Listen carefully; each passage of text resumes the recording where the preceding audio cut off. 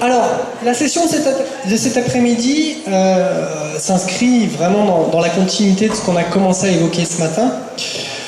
On a voulu faire un zoom beaucoup plus précis sur la réalité de RAID dans 3 grands bassins. Bassin du Congo, Amazonie et Indonésie. Donc on va avoir 4 présentations. Ces présentations, elles vont être essentiellement au niveau des politiques RAID, au niveau des États. Il y aura quelques zooms aussi sur des projets. Mais volontairement, on a voulu essayer de comprendre un petit peu justement, voilà, par rapport à ce que devait être RAID, l'essence même de RAID qui devait être de lutter contre la déforestation. Est-ce que ça fonctionne? Qu'est-ce qui est mis en place au niveau des États? Est-ce que ça redescend au niveau des projets? Quelle est la cohérence? Je crois que c'est un mot-clé de cet atelier. Donc là, on va beaucoup plus travailler sur la cohérence des politiques au niveau des États des pays du Sud. Donc un pays qui annonce fièrement à la tribune des Nations Unies qu'il souhaite lutter contre la déforestation. Qu'est-ce qui se passe concrètement? Qu'est-ce qui est mis en place concrètement au niveau des États? Est-ce que c'est cohérent avec d'autres politiques publiques qui peuvent être mises en place? Voilà, donc on va avoir 4 interventions. La première intervention est de Abetnego Tarigan. Nego, je crois, c'est plus simple. Donc Nego est le directeur de Walhi, la branche indonésienne des Amis de la Terre. Walhi, c'est un réseau également en Indonésie, très implanté localement, avec de nombreuses antennes locales et régionales, et qui a une très bonne connaissance justement du suivi de l'impact concret de ces projets sur les communautés locales. Et voilà, c'est un acteur vraiment positionné de façon très claire entre l'articulation de ce qui se passe localement et en même temps les plateformes de discussion au niveau national. Donc Nego, 15 minutes. Je vais demander d'être assez court pour laisser du temps de parole à la salle. Voilà, 15 minutes et puis 1 ou 2 questions de clarification après. Thank you. Good afternoon, everyone. This presentation will start about the figures of Indonesia's forests. Government's claim is around 133 million hectares of forest land in Indonesia. But in Indonesia context, if you're talking about forest, there's a forest land. Because in some forest land, there is no forest. So, because this more about the forest land. And there is the rate of deforestation is proportional to the rate of the exploitation of natural resources. And year by year, that's Indonesia's deforestation rate is decreased. I think not because of the improvement, but because less forest, so less deforestation. So there is the last data from Ministry of Forestry around 0.4 million hectares. Yeah, that's still big, yeah, 400,000 hectares per year. About 120 million hectares of land granted to concessions like large-scale forestry company, mining, oil palm, small entrepreneurs, industrial tree planting, oil and gas, and community forestry. The major is required for forest conversion is agriculture, especially palm oil, mining, and industrial tree. And in Indonesia context also, there is around 38,000 villages of inside in the forest land. And forest burn, yeah, we celebrate annually. So the last year, at least 17,000 hectares forest burned, yeah. And this is related to the agricultural activities like oil palm. This is a figure about the oil palms. Existing oil palm now in Indonesia is about around 11.9 million hectares. And still exists the permit released by the local government. The total is 28 million hectares. So this probably will be new 17 million oil palm plantation. But this is based on the permit. But planted 11.9 million hectares. The most expansion plan in West Kalimantan, Central Kalimantan, and in Papua, especially in the southern Papua. related to the mining, this is mining also is a huge concession by to mining is around 28 million hectares. Yeah, and the new data that we get is around 2.1 million hectares. A new permit for mining in the forest area, and also is more and more forest. Mining in the small islands, like one of the in Halmahera Utara is not Molucas. There's a French company in nickel mining company. There is around 50,000 hectares. So massive the exploitations of mining, like in Kalimantan, we know as the concentrations of the coal mining concessions. And northern, in eastern, like Sulawesi, North Molucas, Papua, there's a more nickel, gold, copper, and other minerals.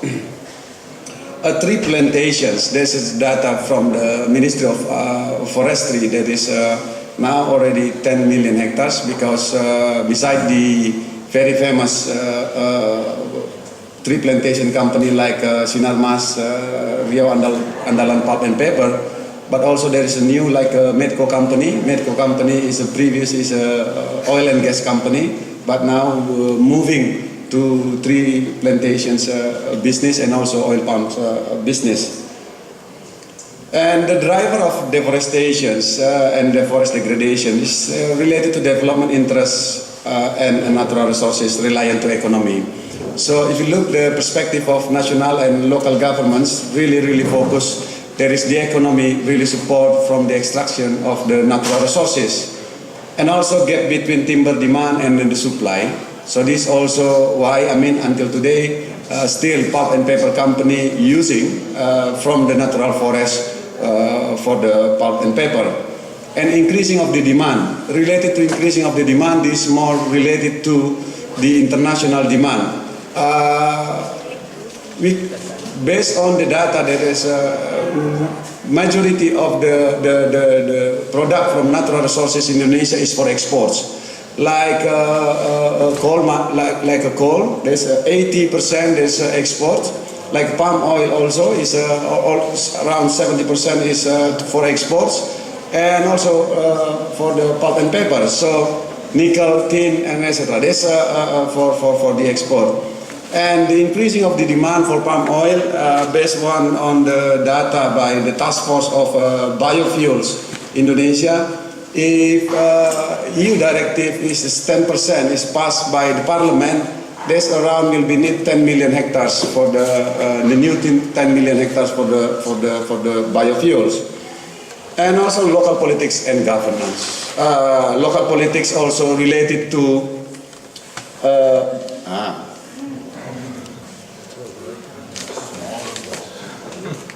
tentative de sauvetage. Continue.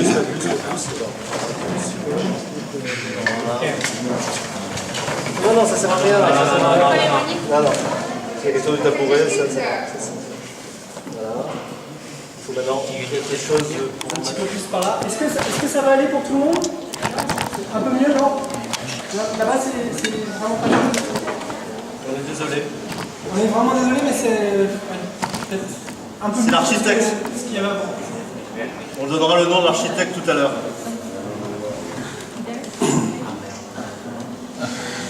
Est-ce qu'il y a... I think you can use this, no? tableau, Or the box like that. Attends. There is a box. You can put.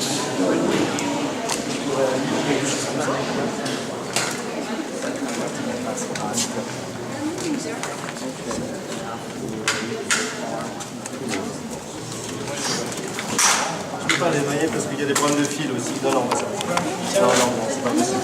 Voilà, ça c'est bon. Ça c'est bon. Ok. Voilà. On va faire ça comme ça. Un instant.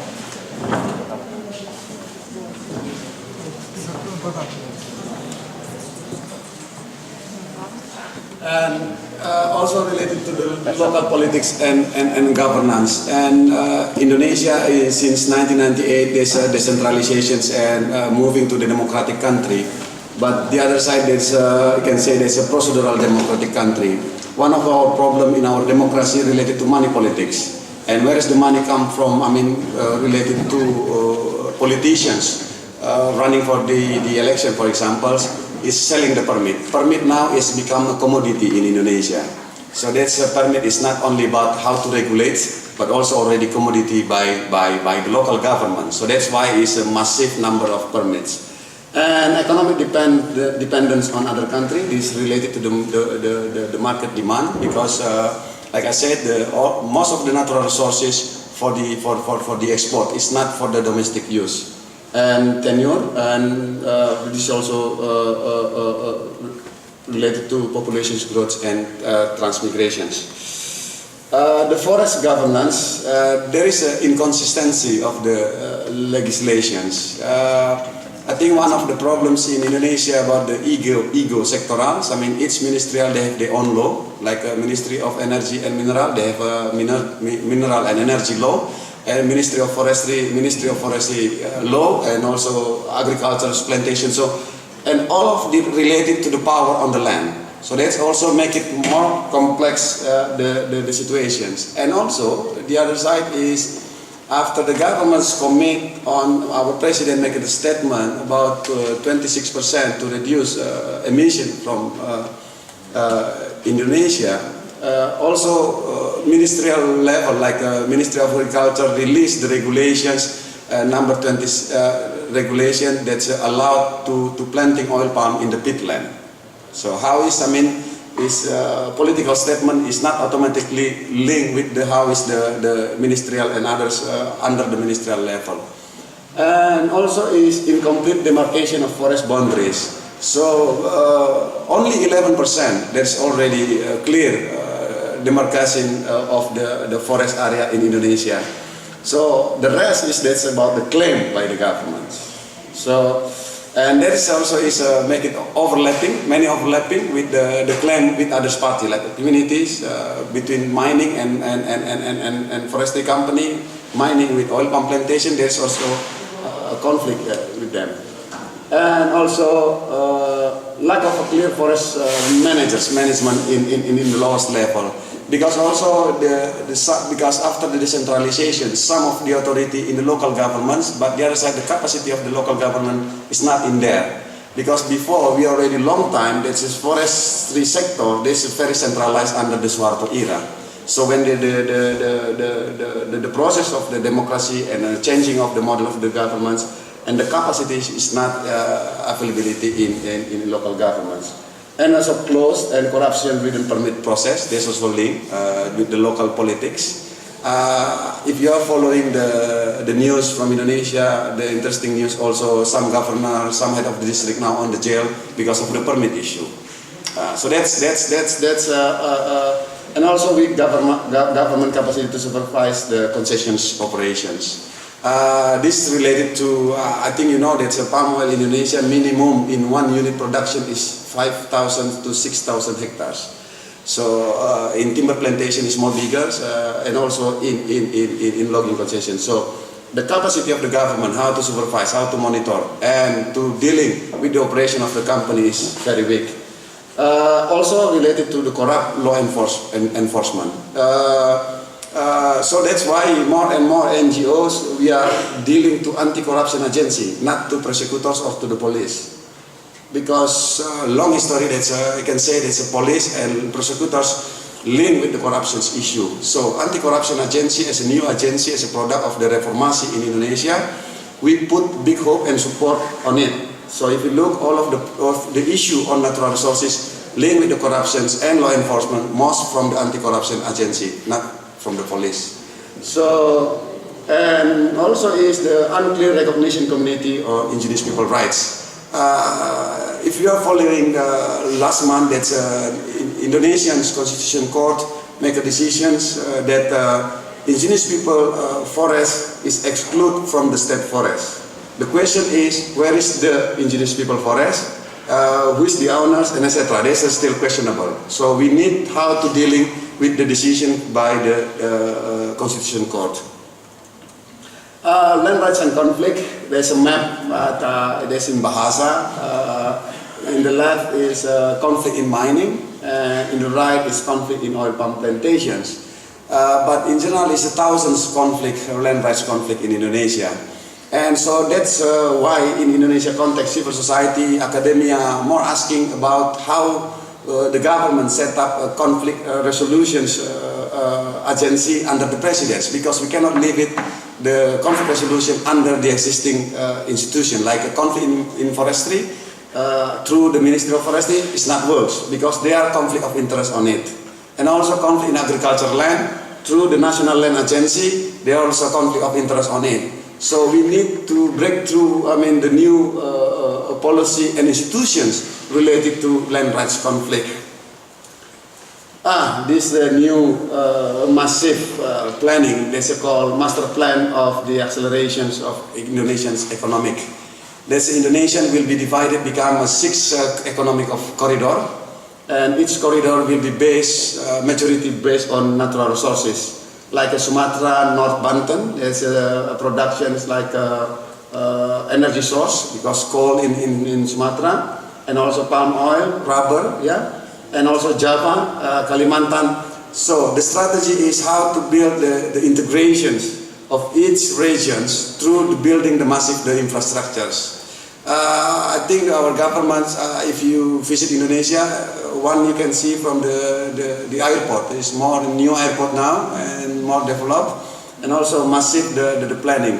But this actually is not new, but the idea, the looks like new because the government strategy put it on the spatial design of the development. Before it's more sectoral development design. About RED Plus and readiness in Indonesia. I think the previous speakers already mentioned that's around 40 for RED pilot project in Indonesia. And Central Kalimantan is one of the pilot project under RED Plus. Now is managed by KFCP, Australian, and also Central Sulawesi. In the right, there's a cover of the RED Plus national strategy. You can download it. In the website RED Plus, www.redplus.org. This is the government strategy. The government strategy looks like very complete and comprehensive if you look at the documents.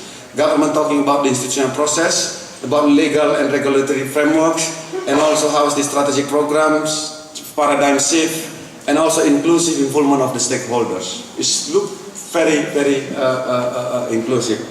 But from our point of view, there is a lack of the political support.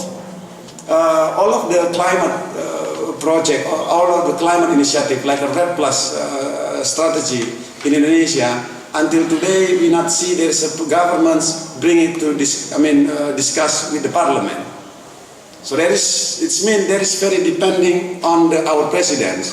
And related to our presidents, the next year he will be finished the term, and it cannot he rerun because already 2 terms.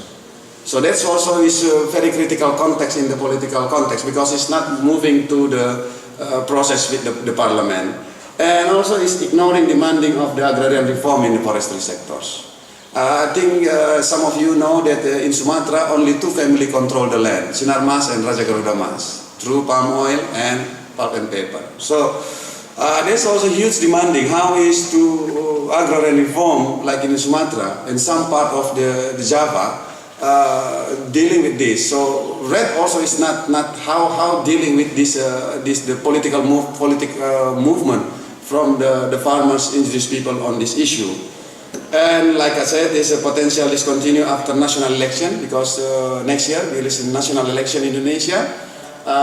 Totally 100%, all of the RED strategy plus under the president's control, and inadequate to tackle the issue national and subnational authority, because RED is not talking about the decentralization law in Indonesia, because like decentralization law also related to authority of the subnational governments like provincial and district level. For example, like mining under 200 hectares, there's authority of the local governments.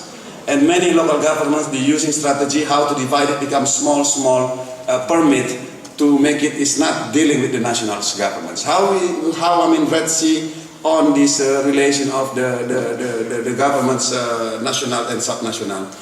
And institutionally, in Red Plus strategy mentioned about the conflict resolutions, how it's inclusive will be bringing the indigenous peoples to solve the conflict. But it's unclear where is the positions of the institution of conflict resolutions under the Red Plus strategy in Indonesia.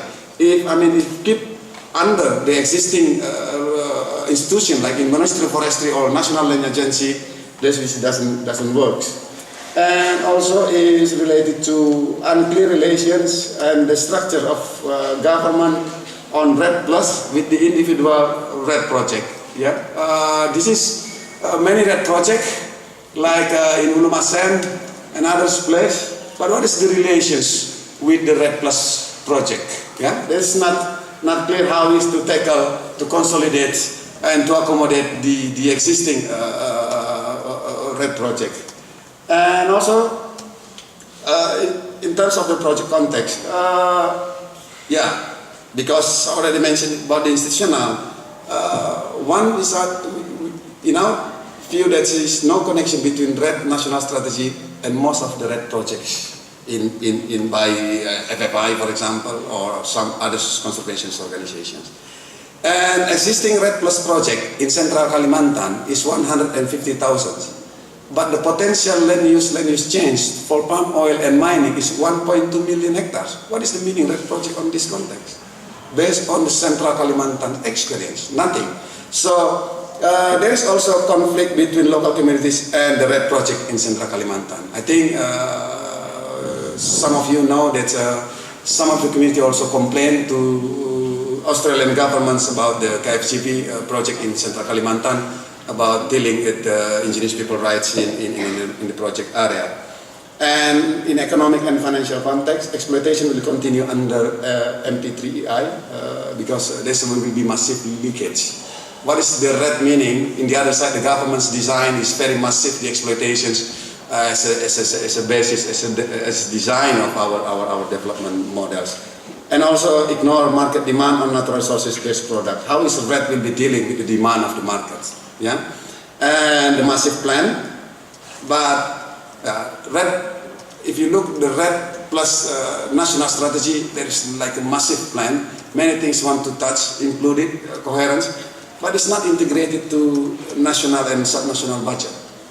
For us, it's very important. There is a link with the national budget, because for our point of view also. I think we already long time history in Indonesia, many project conservations run by the international organization. How is about the transparency and accountability? Yeah, so that's very important to integrate it. At least our institutions already, we are like anti-corruption agency, national audit agency, and etc. So how is the individual project if it's not integrated our link to our national and subnational budget? And also, if it's not integrated, it's make it Red exclusively in the context of how Indonesia tackle the climate change. How about because the adaptations and others, is integrated in the national budget? Why is Red is not integrated in our national budget? So that's also is a question for us. And the closing is deforestation and forest degradation in Indonesia are related to political issue and model of the development in Indonesia. So if we are not dealing with the political issue and we are not dealing to model of the development, this actually is nothing. So massive plan of RRD at the end implementations on the project basis. So if you look the Red Plus strategy is like very massive, but if you go to the field, actually it's like a project basis. And project-based approach to the Red have serious limitations in the scope to addressing underlying drivers, deforestation, and strengthening forest governance. Thank you.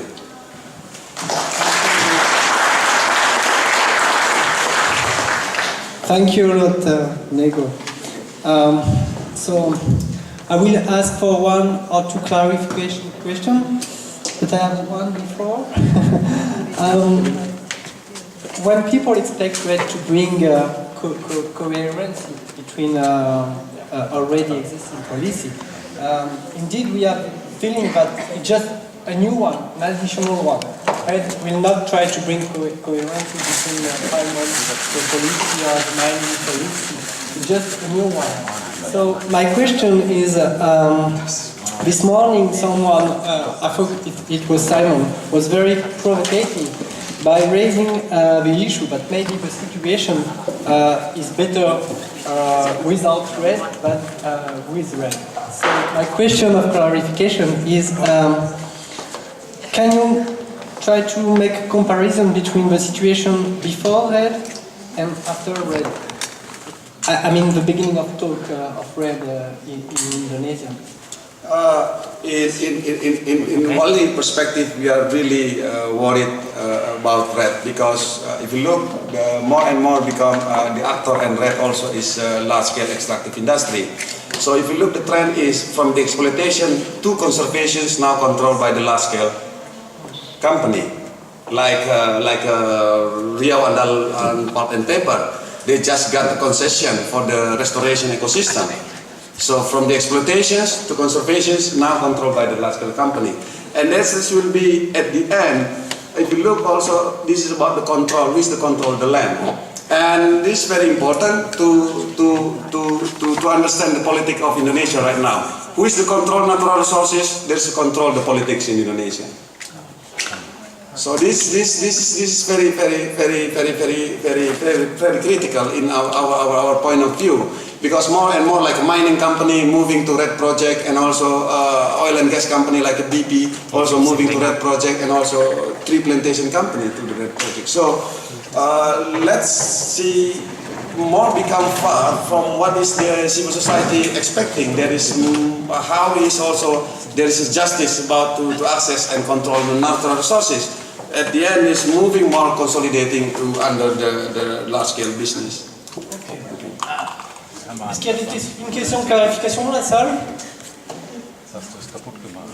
Je passe à l'exposé suivante peut-être? Non. J'ai besoin d'une question de clarification, le temps qu'on prépare. Ok.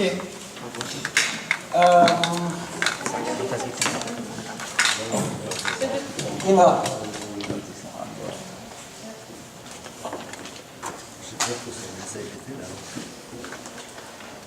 Thank you very much. Just a question for clarification between the impact, relates to the impact of RED and the reforms and the legal framework. You're saying that it's opening up the door, in fact, to large-scale investment, but has the law also been adapted, and have you seen some quick changes there to attract investors? Because like a RED strategy national, there is you can say from our point of view, there's like a concept. It's not really moving yet to how RED national strategy really part of the policy reform in Indonesia. So still, with the existing law, and the existing law, Indonesian existing law is very, you can say, it's very open. For the large-scale investment, especially after 1997-1998, whereas that Indonesia is signed agreement letter of intent with the IMF, whereas that is under that letter of intent is open for foreign direct investment in any sectors in Indonesia. So until today, we are not seeing there's any change, significant law in Indonesia. Okay. Thank you, Nego. Désolé pour les conditions, c'est un peu acrobatique. On va passer à la présentation suivante. Simon. Alors, je vais essayer de meubler un petit peu en attendant. Puisqu'on avait différentes questions pour structurer un petit peu cette session, là on a commencé à discuter avec Nego justement des... Je veux bien que vous mettiez la présentation de Simon.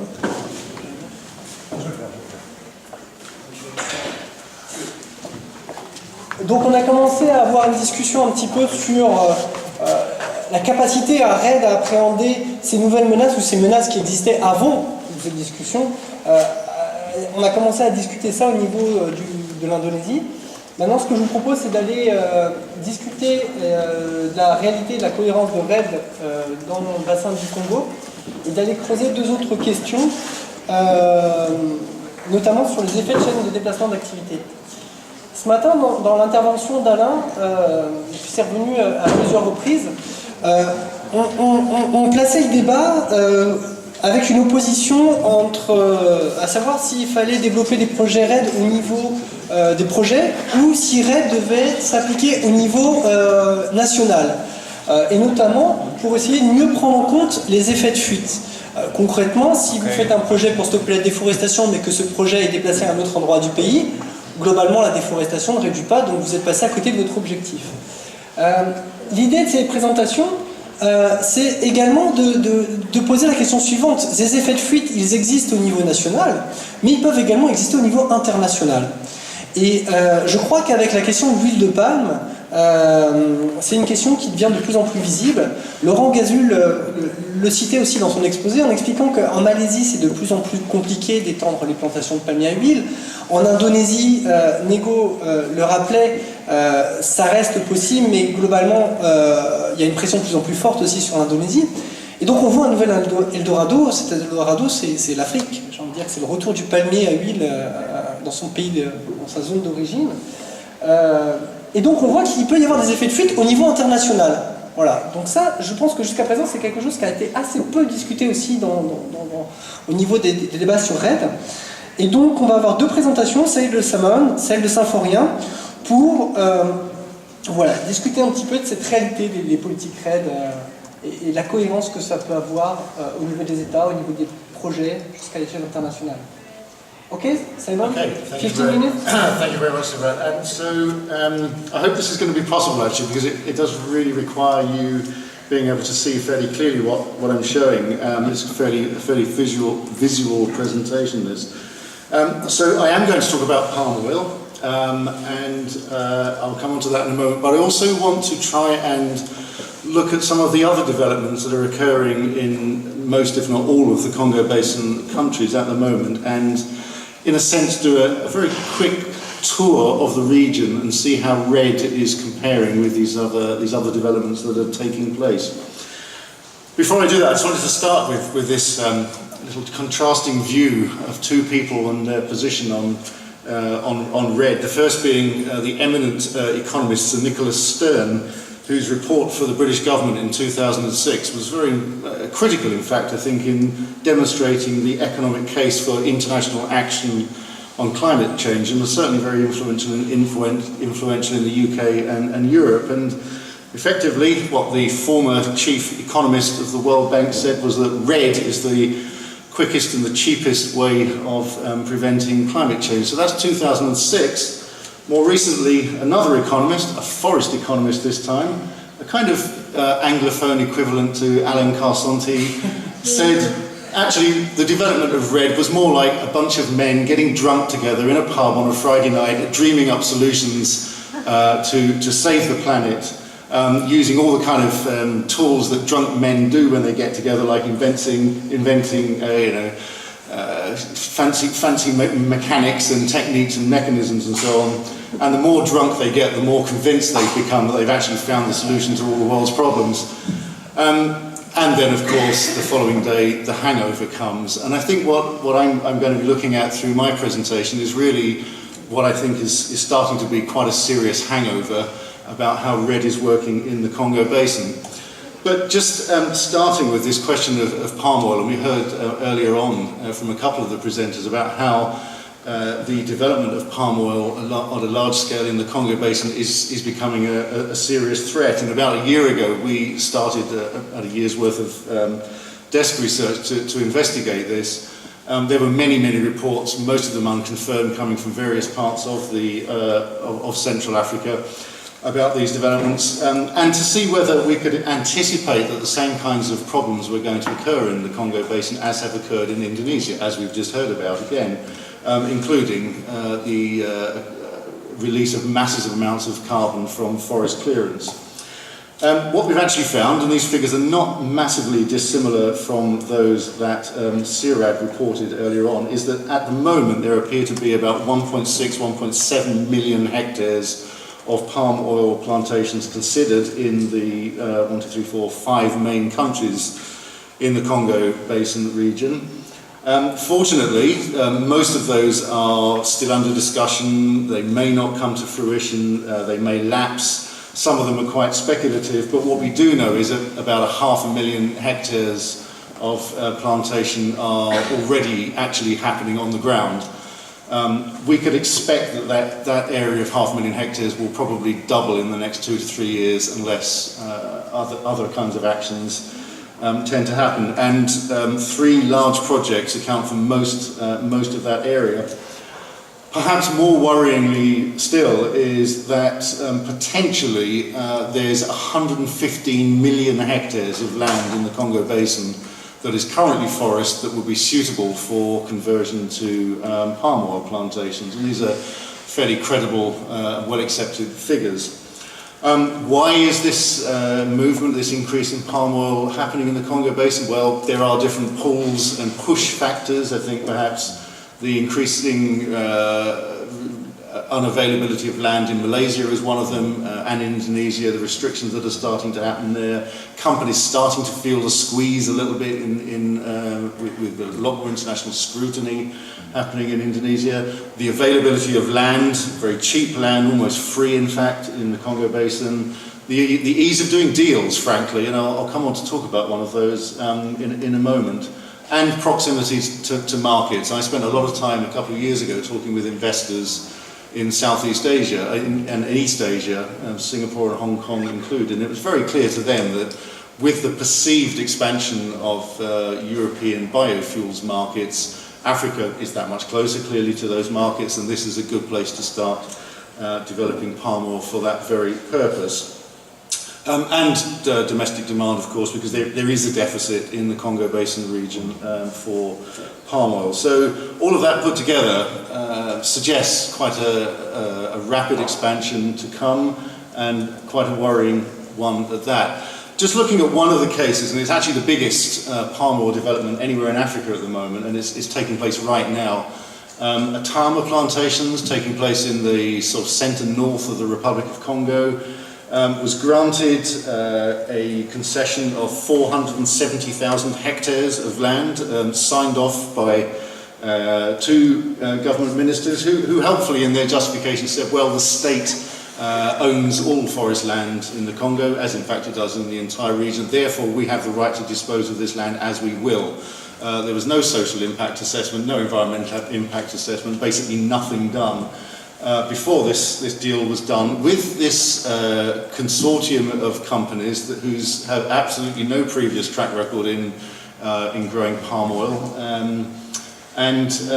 interestingly, in which 10% of the ownership of this country is completely mysterious, despite all the investigations that we've been having, but is held through an anonymous company registered in the British Virgin Islands. It may just be a coincidence that the President, Sassou Nguesso, opened the plantation last week, officially. And we're already starting to see the areas there being cleared. Up to about 180,000 hectares are being clear-felled within this larger area of 470,000. Large fleets of logging trucks have been brought in to evacuate the timber.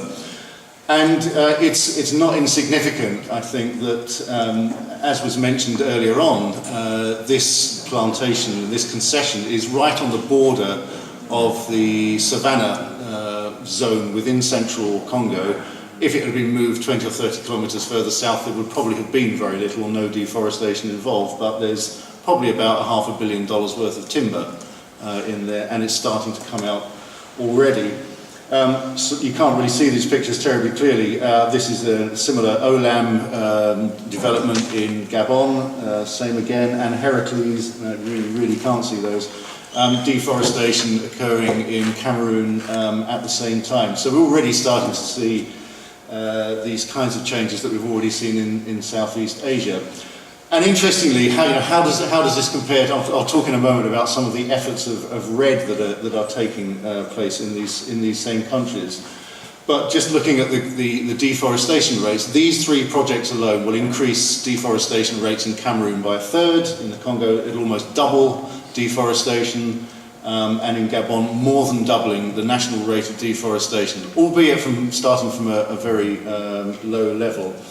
So I think there's a lesson to be learned here about, well, we'll come on to the efforts of RED in a moment, but palm oil development is becoming a significant factor in deforestation rates, and we're not seeing the same kind of savings, if you like, happening because of RED.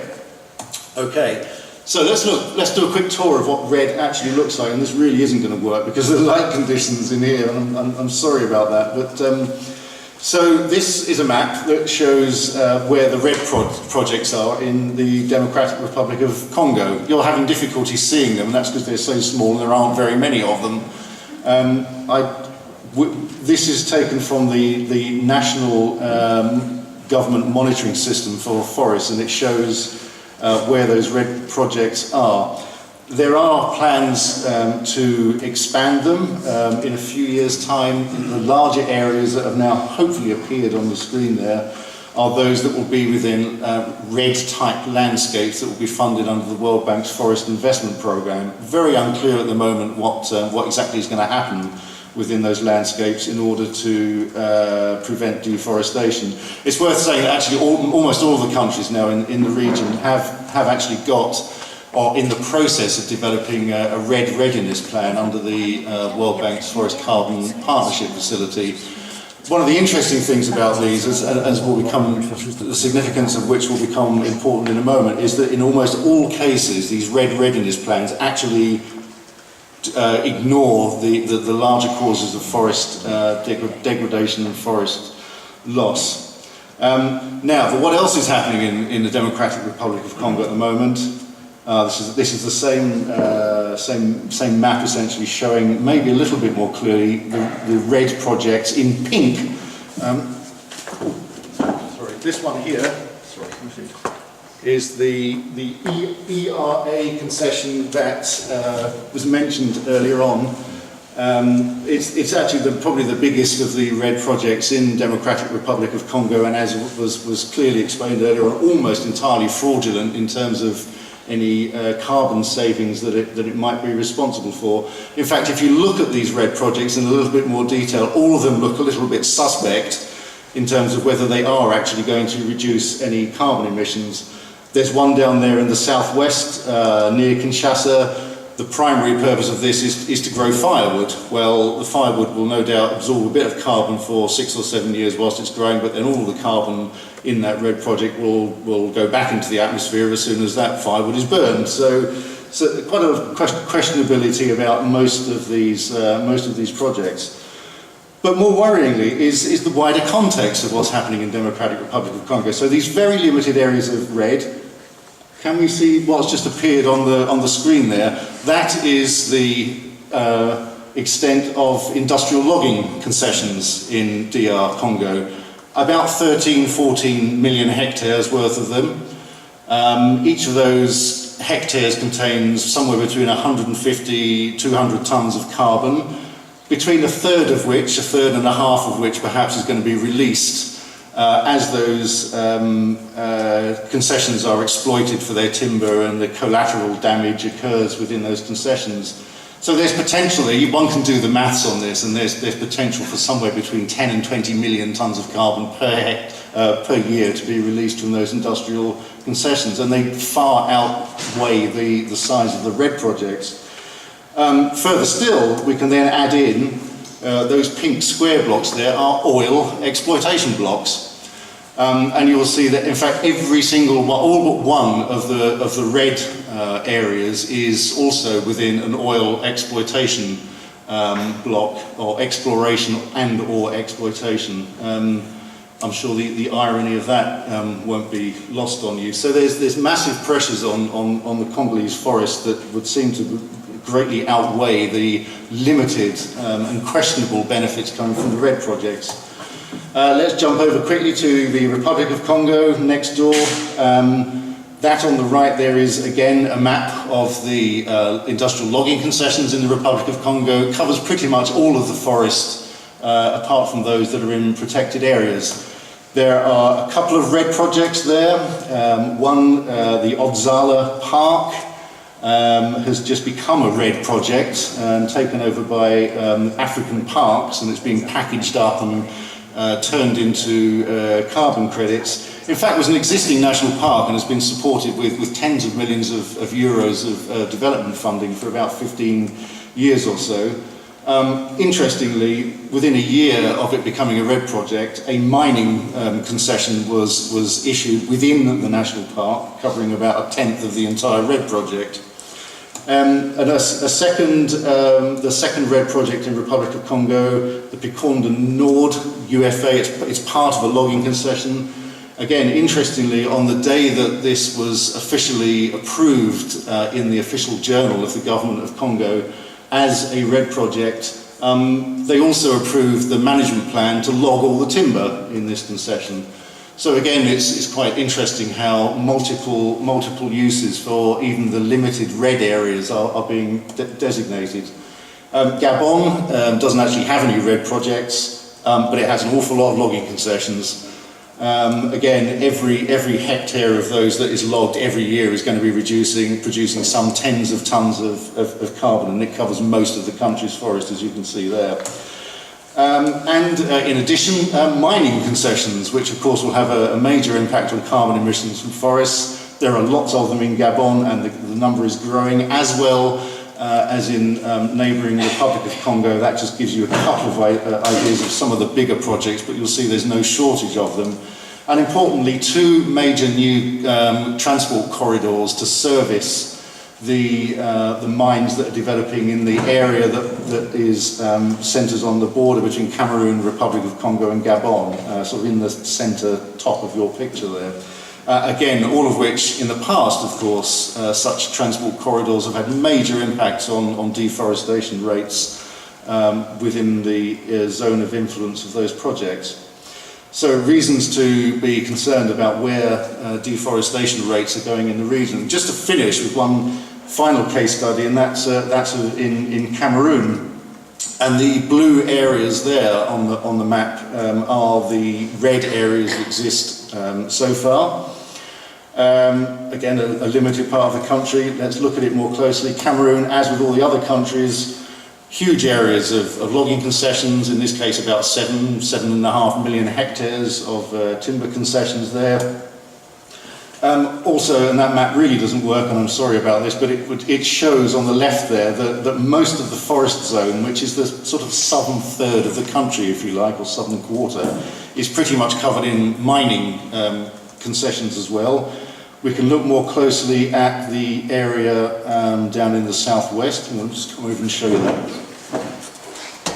So this is this area here, the very southwest part of Cameroon. And you'll see as an example there how the mining concessions represent a patchwork. Even some of those are overlapping actually, and covering existing protected areas such as the Campo-Man National Park or large parts of it. So the pressure there is growing intensely through mining as well as logging. And very, very finally, let's look very quickly at one of the biggest of the red areas in Cameroon, and it's the one in the centre bottom part of the picture there. It's called the Ngoila Mintom red area, recently sort of officially recognised by the government, designated as a sort of red area. Again, there's a private wildlife type conservation organisation, Wildlife Works Carbon, that's based in Kenya, is developing this amongst others as a RED project. They expect it to generate $500 million in presumably carbon sales. It's going to bring benefits of infrastructure and roads and stuff to the region, as well as protecting the forest. However, as a recent study from World Wildlife Fund and the Centre for Environment Development in Cameroon has shown, if you look at that red area there, which is part of the actual red REDD area, it's already been designated as part of a logging concession, a UFA. The Ministry of Forests has also designated it as a Counsell forest for Mintom. The Ministry of Agriculture has allocated part of it for an oil palm plantation. The Ministry of Mines has allocated it as an iron ore exploration concession. The Ministry of Land has allocated part of it for the railway development from that big mining concession that I described there. And of course, it's got a lot of local communities living in it. There are potentially 7 different claimants to this supposedly red area that is now being considered as one of Cameroon's red projects. I think what all this shows to me is that arguably there's a massive need for red in the Congo Basin region. But I think where we're at the moment is that we're a very, very long way from a situation where the carbon values, if you like, of standing forest can compete with any of these major threats, be it palm oil or copper mining or iron mining or building of roads and rails or whatever it might be. Another thing to probably bear in mind is that the payments that eventually might or might not come from red, they only benefit very small parts of the governments concerned, and that often, frankly, is their principal concern. Things like mining and palm oil, they pay other ministries, and other ministries, because they're not coordinating, are simply allocating these lands as they are. And to my mind, the greater problem actually is the way that land is being allocated for these different uses, be it palm oil or whatever. That is what is really making, determining the future of the Congo Basin's forests is the spatial planning, the identification, the zonation and the allocation of these lands. And it's that I think that the international community should be concentrating its efforts on, rather than on encouraging the development of red carbon markets. I'm sorry I've talked so long, thanks very much.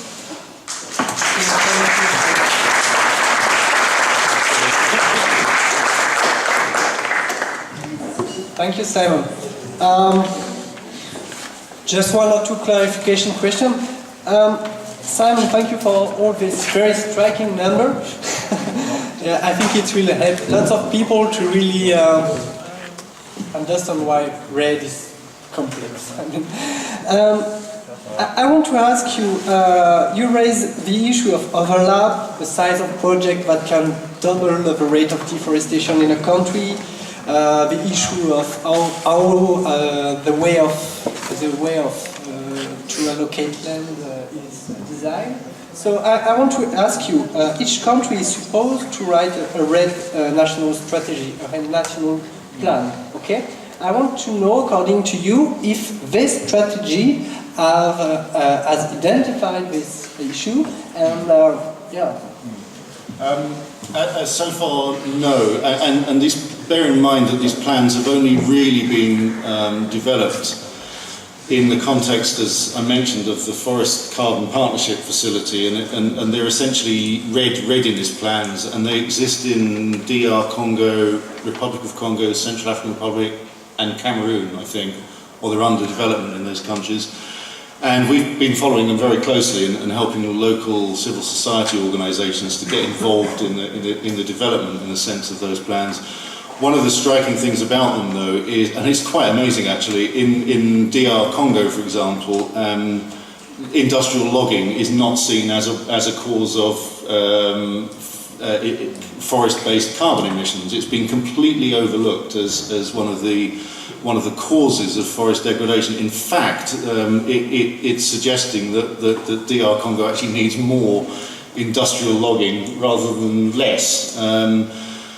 And the tendency has been to pretty much, not exclusively, but largely blame local communities, subsistence farmers, the poor, for all kinds of forest degradation. And of course, in some cases, that is true, but it's in limited areas, actually, according to good analyses. And the sense one gets is that the reasons that the red plans are being drawn up as they are almost entirely for political reasons. It's much easier, for example, to suggest that the poor should be kicked out of the forests and stop doing slash and burn farming than it is to say that the logging companies should be kicked out of the forest. And, you know, frankly, where does the government get its money from? Where do the ministers individually get their money from? They certainly don't get it from poor shifting farmers. So that's the kind of perversities that seem to be creeping in, and of course on top of that, as someone mentioned earlier on, very large parts of these plans are being allocated towards carbon monitoring, reporting and verification for purposes that as carbon markets have tended to decline or collapse, become very, very unclear actually what is the purpose of measuring this carbon to the kind of accuracy that's being discussed. So I personally have to say I think a lot of it will just disappear into technical discussions and grind into the sand over the next few years or so. Meanwhile, of course, whilst all the attention and a lot of governmental attention is going on with this stuff, that is what's really happening on the ground, is that areas are being opened up by the tens of millions of hectares, whilst we're discussing, marginal areas of land, marginal kind of improvements in practices and reductions in emissions. So, thank you, Sam. Any other clarification question?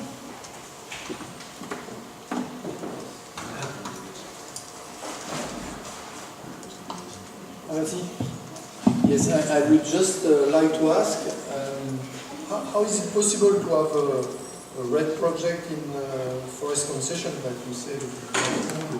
What was the nature of this project? which one, sorry? You spoke about the one in Mikunda North. How is it possible? What is the explanation of the red project? That's a question that should be addressed to the Forest Minister of the Republic of Congo, I think.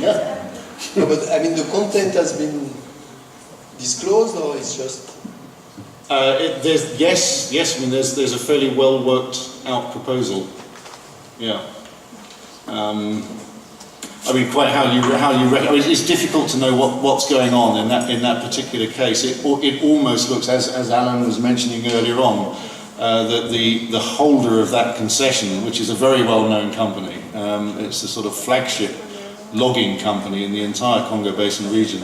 That concession is sadly quite a long way distant from the rest of its concessions. I don't think it ever wanted that concession.